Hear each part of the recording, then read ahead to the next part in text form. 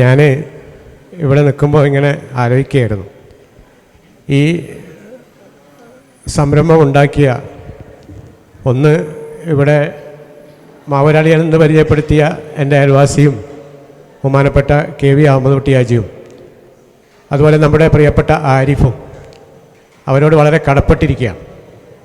കാരണം ഈ രീതിയിൽ ചിന്തിക്കാനും അത് മനസ്സിലാക്കാനും ഒക്കെ സാധിച്ചത് ഇവർ രണ്ടുപേരിലൂടെയാണ്. KV വളരെ നേരത്തെ തന്നെ ഈ ചാർട്ടും അതുപോലെ തന്നെ ഈ സംഭവമൊക്കെ പരിചയപ്പെടുത്തിയെങ്കിലും ആരിഫും ഈ സംഘവും ഇറങ്ങി ഇതിന് കുറച്ചുകൂടി ക്ലാരിഫിക്കേഷൻ വരുത്തിയപ്പോഴാണ് ഇതിൻ്റെ കാര്യങ്ങൾ മനസ്സിലാകുന്നത്.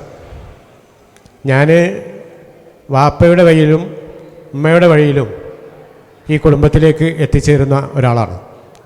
എൻ്റെ ഉമ്മയുടെ കുടുംബം പരിശോധിച്ചാൽ വാപ്പയുടെ കുടുംബം പരിശോധിച്ചാലും രണ്ടും ഈ പറയുന്ന പുലക്കുത്ത് കുടുംബത്തിലേക്ക് എത്തിച്ചേരുന്ന ഒരു സ്ഥിതിവിശേഷമാണത്.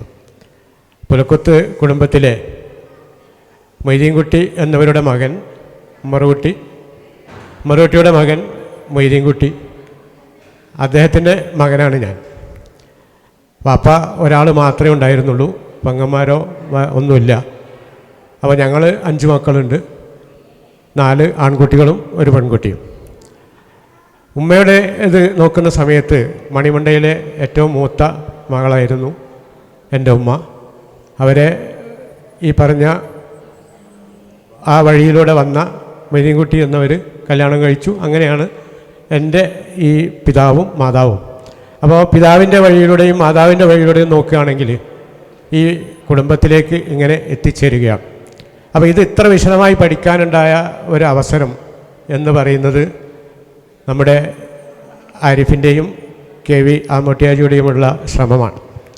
നേരത്തെ എനിക്കറിയാം, കുടുംബക്കാരാണ്, ബന്ധങ്ങളുണ്ട് എന്നൊക്കെ അറിയാം. ഈ വീട്ടിൽ പല സമയത്തും എത്രയോ സമയത്ത് ഞങ്ങൾ വരികയും കാണുകയും അബ്ദുല്ലാജിയായിട്ട് ഒരുപാട് ബന്ധങ്ങൾ നടത്തിയിട്ടുള്ളതാണ്. അതുപോലെ ബീരാനാജി മറ്റുള്ള ആളുകൾ ഇവിടെ രാഷ്ട്രീയമായിട്ടും അല്ലെങ്കിൽ മതപരമായിട്ടൊക്കെയുള്ള സംഘടനാ ബന്ധത്തിലൂടെ ഘട്ടാങ്കലുമായിട്ടുള്ള ബന്ധത്തിൽ ഉണ്ടാവാറുണ്ടെങ്കിലും ഇത്ര വിശദമായി പഠിച്ചതും മനസ്സിലാക്കിയതും ഇപ്പോഴാണ്.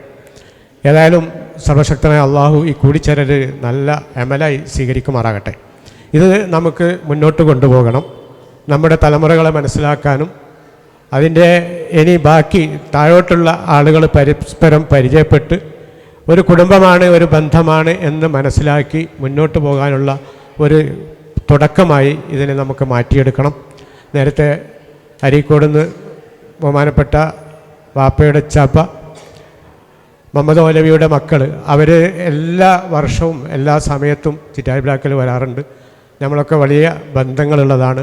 അതുപോലെ ഈ കുടുംബത്തിലെ പലരുമായിട്ടും നല്ല ബന്ധങ്ങൾ നമ്മൾ കാത്തു സൂക്ഷിച്ചിട്ടുണ്ട്. എന്നാലും കുറേ ആളുകൾ ബന്ധപ്പെടാത്ത അല്ലെങ്കിൽ നമ്മൾ ബന്ധക്കാരാണെന്ന് മനസ്സിലാവാത്തവരെ മനസ്സിലാക്കാനും അതുവഴി വളരെ സൗഹൃദമുണ്ടാക്കാനും ഈ കൂടിച്ചേരലിന് സാധിച്ചിട്ടുണ്ട്. ഏതായാലും കൂടുതൽ ദീർഘിപ്പിച്ച് സംസാരിക്കുന്നില്ല, വളരെ വൈകിയിട്ടുണ്ട്. ഞാൻ അവസാനിപ്പിക്കുകയാണ്. സർവശക്തനായ അള്ളാഹു ഇതുപോലെ നാളെ സ്വർഗത്തിലും ഒരുമിച്ച് കൂടാൻ അനുഗ്രഹിക്കട്ടെ. നമ്മളിൽ നിന്ന് ഒരുപാട് ആളുകൾ മരിച്ചു പോയിട്ടുണ്ട്. ഈ ലിസ്റ്റിൽ പറഞ്ഞ ഒരുപാട് ആളുകൾ മരണപ്പെട്ടു പോയി. ഒരുപാട് ആൾ, എൻ്റെ വാപ്പയും ഉമ്മയും മരണപ്പെട്ടു പോയി. അതുപോലെ അങ്ങോട്ട് മേലോട്ടുള്ള പലരും. ഇപ്പോൾ ഇന്ന് ഞാൻ വരുന്ന സമയത്ത് ചിറ്റായി ബ്ലാക്കിലുള്ള നമ്മൾ പങ്കെടുക്കേണ്ട ആളുകളെ പരിശോധിച്ച് നോക്കുമ്പോൾ എല്ലാവരും അസുഖത്തിലാണ്. ബഹുമാനപ്പെട്ട മിച്ചിന്നി ചാപ്പയുടെ മകൻ അമ്മൂട്ടി ഇന്ന് ജീവിച്ചിരിപ്പുണ്ട്. അദ്ദേഹത്തെ ഞാൻ രാവിലെ പോരുമ്പോൾ വിളിച്ചപ്പോൾ പറഞ്ഞു ഇന്ന് എന്തായാലും എനിക്ക് വരാൻ പറ്റില്ല, അസുഖം പ്രയാസമുണ്ട്, പനിയുണ്ട് എന്ന് പറഞ്ഞു. അതുപോലെ അവരുടെ പെങ്ങന്മാർ 3 പേരിപ്പോൾ ഒരേ രീതിയിൽ ആ ചിറ്റായി ബ്ലാക്കിലുള്ള ഒരു വീട്ടിൽ കിടക്കുകയാണ്. അവരും വളരെ അസുഖത്തിലാണ്. പോയി നോക്കുമ്പോൾ ഞാൻ രാവിലെ വരുമ്പോൾ അവിടെ കയറിയിട്ടാണ് പോകുന്നത്. പോരുന്ന സമയത്തും അവിടെ ഒരാൾ വല്ലാതെ പനിച്ച് കിടക്കുന്നു, ബാക്കി 2 സുഖമില്ലാത്തവരാണ്. ഏതായാലും വരണമെന്നൊക്കെ അവരൊക്കെ കരുതിയിരുന്നായിരുന്നു, പക്ഷേ അവർക്കും വരാൻ പറ്റാത്തൊരവസ്ഥ. പിന്നെ ബഹുമാനപ്പെട്ട മാമുകുട്ടി ഹാജിയാണ് ഞങ്ങളുടെ ചിറ്റായി ബ്ലാക്കിൽ ഉള്ളത്. അവർ ഇപ്പോൾ അവിടെ എത്തി. ഏതായാലും അദ്ദേഹവും ജുമാക്ക് പള്ളിയിൽ പോകാമെന്നല്ലാതെ മറ്റുള്ള ഇതിന് പോകാൻ പോലും പള്ളി വളരെ അടുത്താണെങ്കിലും പോകാൻ പറ്റാത്തൊരവസ്ഥ അതും ഉണ്ട്. ഏതായാലും അദ്ദേഹം ഇവിടെ എത്തിയിട്ടുണ്ട്. ഇങ്ങനെയാണ് ചിറ്റാരി ബ്ലാക്കലിൻ്റെ ഒരു ഇതുള്ളത്. അപ്പോൾ അവിടെ കെ വി ആമോട്ടിയാജിയുടെ താമസം അവിടെ ഉണ്ട്. അപ്പോൾ അത് ഞങ്ങൾക്കൊരു അനുഗ്രഹമാണ്.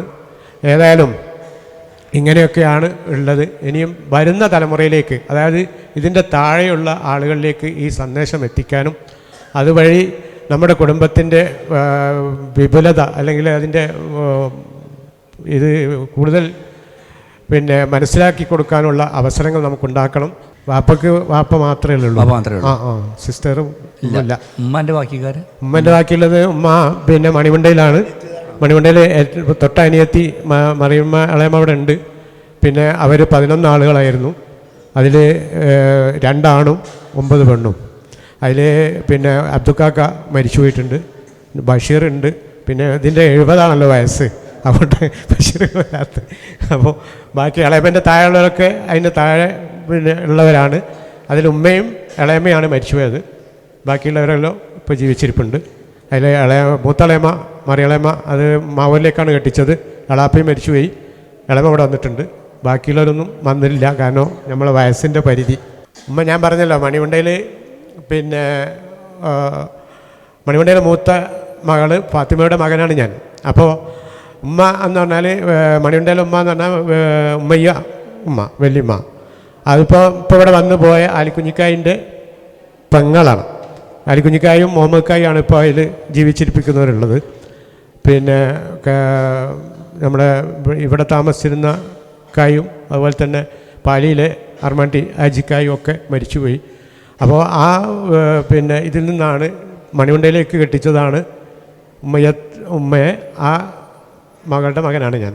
അപ്പോൾ 2 നിലക്കും വന്നു ചേരുന്നത് ഒരേ രീതിയിലാണ്.